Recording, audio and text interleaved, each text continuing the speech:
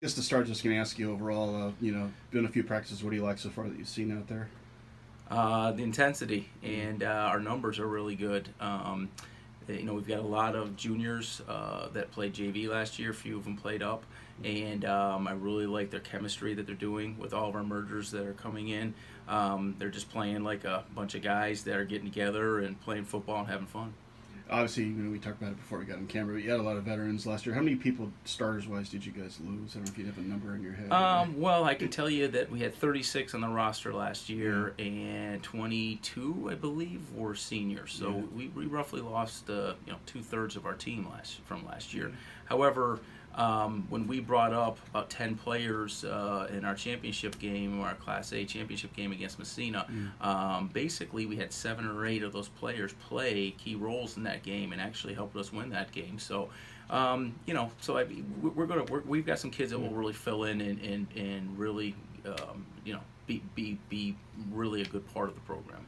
And even though they weren't starters a year ago, these guys all practiced all the time and they know the plays. How does it help that you have a bunch of people that know your system and things like that? Like, do you have to do a lot of explaining right now, or is it something that they already know? Or Well, it's a little of both. We've got some great athletes that haven't played football before that are coming playing right now, and so that learning curve is a lot steeper than somebody else that was in the JV program that is coming on up, because some of the same verbiage is the same, some of the same plays are the same, not all of them, but maybe half of them or a quarter of them, whatever the number is. But our defense is similar, so the defensive side of the ball is probably going to be easier for those kids to slip in. On the offensive side of the ball, they're going to have to do a little bit more work.